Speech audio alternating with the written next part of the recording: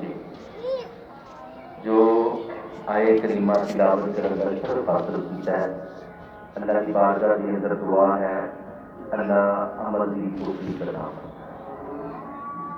حضرات کی بطال اللہ پاک نے قرآن پاک کی پہلی سورت بقرہ اس پہلی سورت فاتحہ، سورت فاتحہ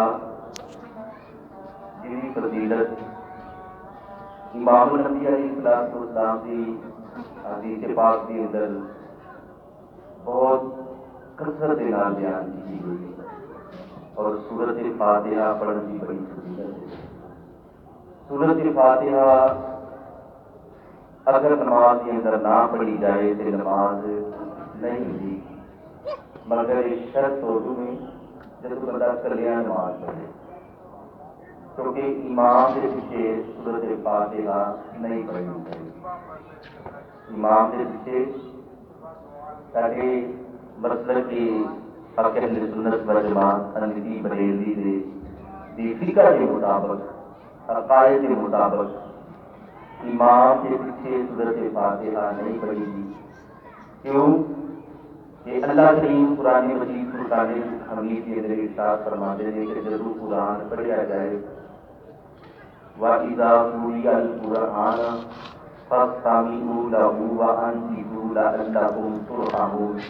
فرمایا جب قرآن پڑھا جائے ان خوب غور نال کان لگا کے سنو، کیوں لعلکم ترحمون، تاکہ تھوڑے تے اتے اللہ دی رحمت نازل ہوتی۔ اس واسطے کیونکہ امام قرآن پڑھ رہا ہوتا ہے، سورت فاتحہ پڑھ رہا ہوتا ہے، قرآن پاک کی کوئی سورت پاک پڑھ رہا ہوتا ہے، اس واسطے قرآن پڑھنا سنت ہے، قرآن سننا فرض ہے۔ قرآن پڑھنا سنت ہے، قرآن سننا فرض ہے۔ میں قرآن پڑھا، تسی قرآن سنو، میرا پڑھنا سنت ہے، تہاڈا سننا فرض ہے۔ حضرات کی وقار اس واسطے فرمایا کہ جب قرآن پڑھا جائے، جب امام قرات کرے، سورت فاتحہ پڑھے یا کوئی قرآن پاک کی اور سورت نال ملا کے پڑھے، تے فرمایا خوب کان لگا کے غور نال سنو، اس واسطے کہ تہاڈے تے اللہ دی رحمت نازل ہوے۔ تو حضرات کی وقار اہل سنت کی فقہ کے مطابق امام کے پیچھے قرات نہیں کری تھی۔ پوچھا گیا کیوں، تے فرمایا کہ امام کی قرات ہے وہی مقتدی کی قرات ہے۔ امام پڑھے گا جتنا ثواب امام میں اتنا ہی ثواب سے مقتدی سنت والے میں۔ اس واسطے جب امام کے پیچھے کھلو کے نماز پڑھیے تو پھر امام کے پیچھے سوائے تناز اور تسبیحات ہے، اس کو علاوہ کچھ بھی نہیں پڑھنا چاہیے۔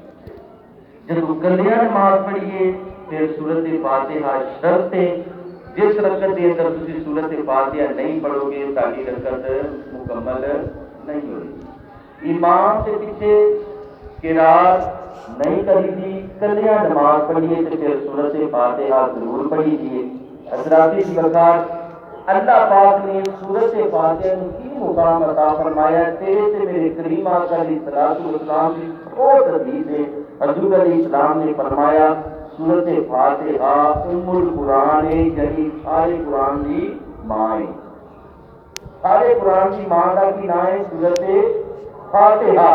سورت فاتحہ کے بے شمار فضائل اور برکات حدیث مبارکہ کے اندر موجود ہیں۔